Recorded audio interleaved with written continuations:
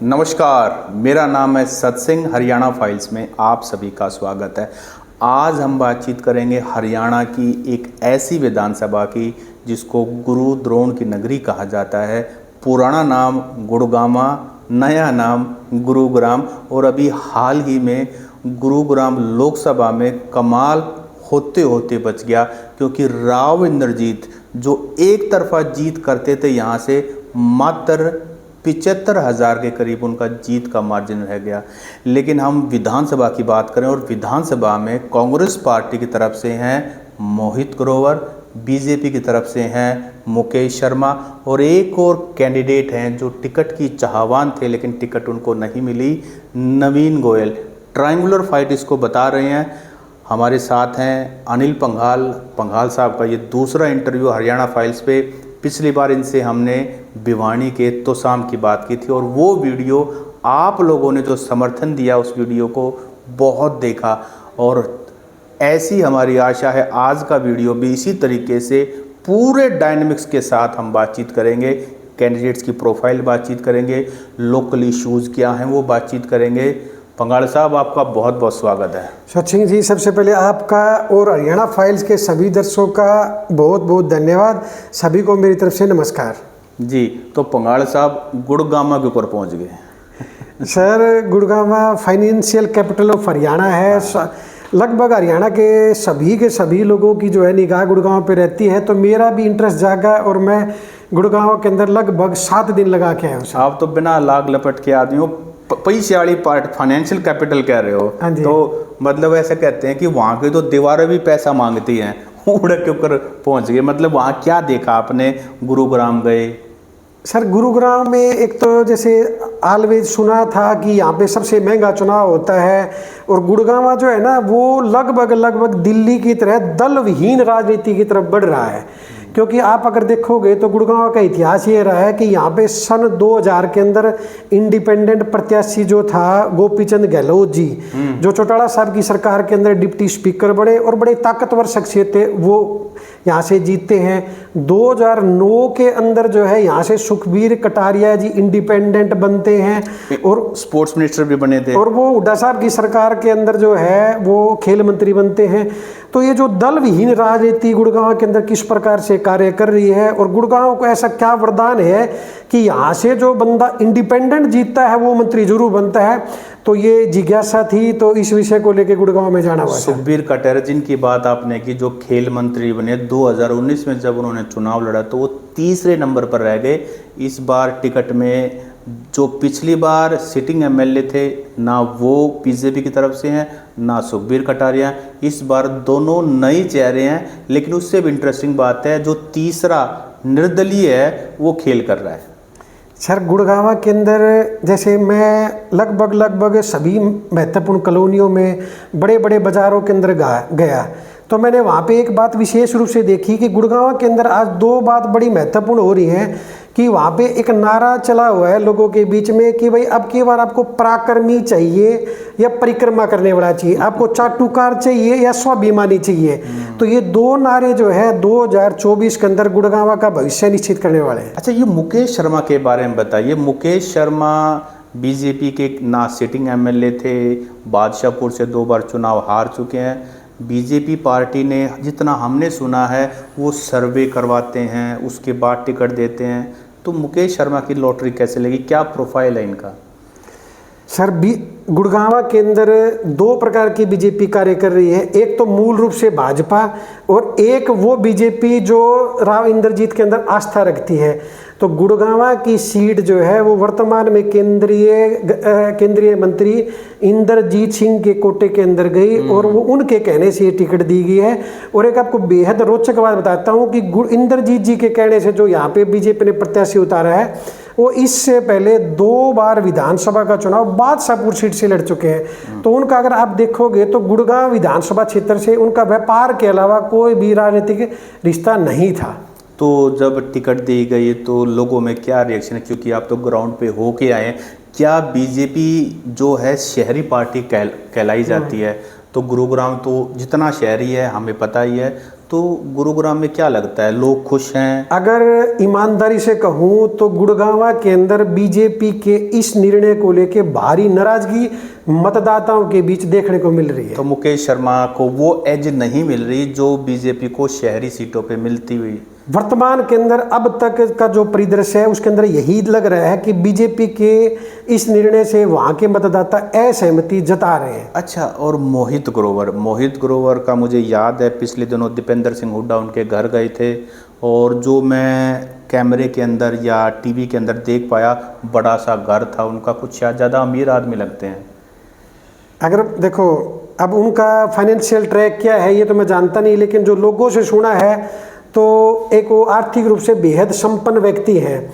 और जो 2019 का विधानसभा का चुनाव था वो इंडिपेंडेंट प्रत्याशी के रूप में लड़ते हैं, और जनता ने 2019 के अंदर उनको हाथों हाथ लिया और लगभग 49,000 वोट्स जो है इंडिपेंडेंट को दिए। लेकिन उनके साथ एक समस्या ये रही कि 2019 के अंदर इतने सारे वोट लेने के बाद वो 5 साल तक जनता के बीच से पूर्ण रूप से नदारद रहे। ये बात कहीं ना कहीं उनके लिए नेगेटिव जो है आज के दिन जा रही है। तो मोहित ग्रोवर 2019 में निर्दलीय चुनाव लड़े थे और उसके बाद सीधा 2024 में उदय हुए, अस्त हो गए थे हारने के बाद, अब उदय हुए हैं और दोबारा से जनता की सेवा के लिए हाथ जोड़ लिए हैं। अब यही कहना चाह रहे हैं? यही कह रहे सर। अच्छा, ये तो हो गए जो नवीन गोयल हैं जो बीजेपी की टिकट मांग रहे थे, लेकिन आपने जैसे बताया राव इंद्रजीत ने खेला कर दिया, उनकी टिकट कट गई, अब वो निर्दलीय मैदान में हैं, तो वो क्या खेला कर रहे हैं?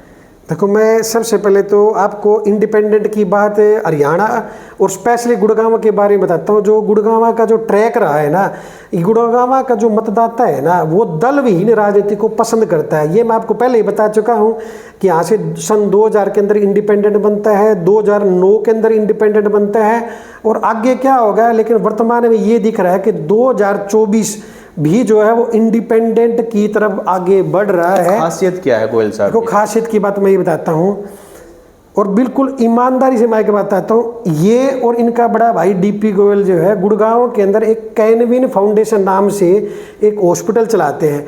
लगभग 2 लाख मरीजों का ये बिल्कुल नॉमिनल चार्जेस के ऊपर इलाज ये कर चुके हैं। नो प्रॉफिट नो लॉस कह सकते हैं। हाँ बिल्कुल आप कह सकते हैं, बिल्कुल नॉमिनल चार्जेस है। 100 रुपये की ओपीडी है और लगभग 2 लाख पेशेंट्स का ये इलाज कर चुके हैं। और गुड़गांव जैसे शहर के अंदर जहाँ पे स्वास्थ्य सेवाएं भारत में सबसे ज़्यादा महंगी है, जो मेडिकल टूरिज्म के लिए जाना जाता है, उस क्षेत्र के अंदर अगर आप लोगों को स्वास्थ्य सेवाएं प्रोवाइड कर रहे हो, और ये काम किसका है, सरकार का, और सरकार ना करके अगर एक निर्दलीय उम्मीदवार इस प्रकार के काम लगातार 5 साल से कर रहा है, तो ये अपने आप में एक बहुत महत्वपूर्ण बात है। तो नवीन गोयल जो है समाज सेवी हैं बेसिकली, अगर जिस तरह से प्रोफाइल आपने बताई, तो देखो संपन्न तो होंगे तभी इतना खर्चा उठा पा रहे हैं, लेकिन समाज सेवा वाला एंगल जो आपने देखो मैं ना सत सिंह जी एक बात कहूँगा, अगर संपन्नता आप देखोगे तो कि तीनों के तीनों प्रत्याशी संपन्न हैं, लेकिन आप अगर देखोगे तो इच्छा शक्ति का अभाव जो है वो राष्ट्रीय पार्टी के उम्मीदवारों में दिखता है, और जो ये इंडिपेंडेंट उम्मीदवार है ये इच्छा शक्ति के धनी है। ये मैं आपको एक बात, मैंने तो एक उदाहरण दिया है स्वास्थ्य सेवाओं का, इसके अलावा आप देखोगे तो ग्रीन गुड़गांव के लिए उन्होंने बहुत बड़ा काम किया। इन्होंने युवाओं के लिए युवा रोजगार केंद्र चलाए। इस केंद्र के माध्यम से ये गुड़गांव के अंदर जो एक बेरोजगारी की समस्या है वहाँ पे लोगों को स्किल प्रोवाइड करते हैं और स्किल के द्वारा रोजगार प्रोवाइड करते हैं। और देखो अगर वुमेन एम्पावरमेंट का काम, महिला सशक्तिकरण का काम अगर धरातल के ऊपर किसी ने किया है तो इंडिपेंडेंट प्रत्याशी नवीन गोयल ने किया है। इसका मैं एक उदाहरण बताऊंगा। ये जो लोग हैं ये हर कॉलोनी के अंदर एक महिलाओं के लिए केंद्र चलाते हैं। वहाँ पे मात्र 200 रुपये के अंदर महिलाओं को स्किल प्रोवाइड करी जाती है। सिलाई, कढ़ाई, बुनाई, ब्यूटी पार्लर के कोर्स मात्र 200 रुपये में करवा के जो है महिला सशक्तिकरण का काम धरातल पे कर रहे हैं। ये इतने हाई प्रोफाइल हैं, इतने समाज से जुड़े, तो बीजेपी ने का टिकट काट को दिया, मतलब राव इंद्रजीत फैक्टर बीजेपी ने टिकट काट दिया। यही नारा तो गुड़गांव के अंदर आज के अंदर जोर पकड़ा हुआ है कि भाई आपको परिक्रमा करने वाला चाहिए या पराक्रमी चाहिए, चाटुकार चाहिए, स्वाभिमाना चाहिए। ये नारा 2024 में गुड़गांव विधानसभा की तकदीर और तस्वीर बदलने वाला है। तो आप ये कहना चाहते हैं, जनता ये कह रही है अगर मुकेश शर्मा को वोट दिया तो वो चक्कर काटेंगे वो परिक्रमा करेंगे, वो परिक्रमा करेंगे राव इंद्रजीत की। मोहित ग्रोवर को वोट दिया तो परिक्रमा दीपेंद्र हुड्डा की, भूपेंद्र हुड्डा की। हाँ। यही कहना चाहते हैं। हाँ। लेकिन स्वाभिमानी जो है वो नवीन गोयल की तरफ इशारा है उनका। हाँ। लेकिन कोई भी विधायक बनता है हाँ। तो वो खुद की तरफ से कितना पैसा खर्च करता है। आखिरकार परिक्रमा तो उसको चंडीगढ़ की करनी ही पड़ेगी, सरकार की करनी ही पड़ेगी अगर इंडिपेंडेंट वो बन जाते। क्योंकि ये भी एक तर्क है, बहुत सारे ऐसे एग्जाम्पल, जैसे महम का एग्जाम्पल है। महम के अंदर बलराज कुंडू खुद काफ़ी पैसा खर्च करते हैं, लेकिन जब महम के अंदर ग्राउंड रिपोर्ट करने हम गए, लोगों से बातचीत की, क्योंकि कुंडू पैसे खर्च करता है लेकिन सामूहिक काम कोई नहीं करवा पाया, कोई बड़ा प्रोजेक्ट नहीं ला पाया। उसी तरह निर्दलीय के साथ एक ये इशू तो है। बड़ा अच्छा प्रश्न पूछा आपने। जैसे बलराज कुंडू का प्रश्न किया, तो बलराज कुंडू जी आपको पता है आर्थिक रूप से बड़े धनाढ़ व्यक्ति हैं। अगर उनकी सेवाओं को आप देखेंगे तो वो एक क्षेत्र विशेष तक सीमित है कि भाई लड़कियों के लिए बस चलवा दी। लेकिन मैं एक बात बताऊंगा, जो काम सरकार और बड़ी बड़ी राष्ट्रीय पार्टियों का था वो सारे के सारे काम 5 साल के अंदर इस नवीन गोयल ने की। जी बिल्कुल सही बात है। इसी तरह से बहादुरगढ़ में भी यही समीकरण, राजेश जून जो है, राजेंद्र जून को टिकट मिली है कांग्रेस पार्टी की। राजेश जून ने भी उस समय ऐसा बताते हैं कि काफ़ी सेवा की लोगों की, इसीलिए राजेश जून ने पसीने छुटवाए हुए हैं राजेंद्र जून के, जिनको कांग्रेस की टिकट है उनके पास। तो वो सेवा करते तो लोग याद भी रखते हैं। तो उसी तरह से गुरुग्राम में अगर इन्होंने सेवा की जैसा आपने बताया तो लोग उनको याद भी रखते हैं। ये बात सही है। आपने एक बड़ा इंपॉर्टेंट इशू टच किया अभी, माइग्रेंट्स का, जो प्रवासी हैं। तो गुड़गांव की जो डेमोग्राफी है वो बड़ा ही मिक्स है, क्योंकि उसको मिलेनियम सिटी भी कहते हैं। एक नया गुड़गांव है जहाँ ऐसी बिल्डिंग है, ऐसा इंफ्रास्ट्रक्चर है जो वर्ल्ड क्लास है, आपको फील देता कि आप फ्रांस में आ गए हो, वॉशिंगटन डीसी में। अगर दूसरी तो पुराना गुड़गांव है जहाँ एक ढंग से ना सिवर है ना रोड है, इतना बुरा ट्रैफिक मिसमैनेजमेंट है। तो ये जो माइग्रेंट्स हैं ये खेल बिगाड़ सकते हैं, बना सकते हैं। माइग्रेंट से है, मैं आपको एक बिल्कुल दावे के साथ एक बात बता रहा हूँ, माइग्रेंट्स जो है अब की बार दोनों राष्ट्रीय राजनीतिक पार्टियों का खेल बिगाड़ने के लिए बिल्कुल तैयार बैठे हैं। क्योंकि आप देखिए यहाँ पे लगभग 4.5 लाख मतदाता हैं। अगर आप मूलभूत आवश्यकताएं देखेंगे, इंफ्रास्ट्रक्चर देखेंगे, तो सबसे वीक इंफ्रास्ट्रक्चर गुड़गांव के अंदर है। आपको गुड़गांव के अंदर ये नहीं पता लगेगा कि सड़कें कहाँ पे रहे, गड्ढा कहाँ पे। हर गली मोहल्ले के नुक्कड़ के ऊपर जो है ना बड़े बड़े कूड़े के अंबार लगे हुए हैं। प्रधानमंत्री कहते हैं कि भाई स्वच्छता जो है हमारी टॉप प्रायोरिटी है। प्रदेश सरकार भी जो है वो स्वच्छ हरियाणा, स्वच्छ भारत की कस्में खाते हैं। लेकिन अगर आप धरातल पे अगर इन चीज़ों को देखोगे तो ये काम सरकार ने नहीं किए। मैं आपको एक उदाहरण बताना चाहूँगा। बसई ऑटो मार्केट के अंदर हजारों टन कूड़े के अंबार लगे हुए थे। दोनों राष्ट्रीय राजनीतिक पार्टियों ने इसको उठवाने के लिए कोई प्रयास नहीं किया। इंडिपेंडेंट प्रत्याशी जो है वो अपने खर्चे पर, अपने प्रयास के स्तर पर उस हजारों टन कूड़े को बसई ऑटो मार्केट से उठवाता है। तो मैं ये आपको गंभीरता बता रहा हूँ कि इंडिपेंडेंट यहाँ पे कितना गंभीर है। तो संजीदा है वो इश्यूज के प्रति, लोगों के प्रति, यही कहना चाह रहे हैं आप। संजीदा का मैं आपको एक उदाहरण और बता देता हूँ कि वो अब वर्तमान में कितने सीरियस हैं कि यहाँ पे राज्यसभा के अंदर नेता सदन रहे पीयूष गोयल जी, इतने सारे केंद्रीय मंत्रालयों के पूर्व मंत्री रहे पीयूष गोयल जी, गुड़गांव के अंदर बीजेपी प्रत्याशी का प्रचार करने आते हैं और अपने भाषण में लगभग 4 बार ये कहते हैं कि नवीन गोयल जो है वो बीजेपी प्रत्याशी के पक्ष में बैठ जाए, अन्यथा बीजेपी के द्वार नवीन गोयल के लिए सदैव के लिए बंद कर दिए जाएंगे। इससे इंडिपेंडेंट प्रत्याशी की गंभीरता का पता चलता है। अच्छा, एक टशन भी है जैसे शहरों में होता है, एक तरफ मूल निवासी हैं हरियाणा के, दूसरी तरफ प्रवासी हैं। तो प्रवासियों की आपने बताया, जो मूल निवासी हैं उनका टेस्ट थोड़ा सा अलग हो सकता है। मूल निवासी जैसे बनिया समाज है, पंजाबी समाज है, जाट समाज है, बैकवर्ड समाज है, शेड्यूल कास्ट है, उनका क्या रुख है? देखो, मूल निवासी की बात मैं बताता हूँ सत सिंह जी। क्या है, वहाँ पे जो दोनों बड़ी पार्टियां हैं ना, उनके जो आप प्रत्याशी हैं, आप उनको देखोगे वो जो है वो भीड़ को इकट्ठा करने से इतना डरते हैं कि वो कोई भी सार्वजनिक सम्मेलन गुड़गांव के अंदर नहीं करते। वो क्या करते हैं, डोर टू डोर जाते हैं, क्योंकि उनको कहीं ना कहीं खतरा होता है कोई सम्मेलन किया भीड़ नहीं आएगी।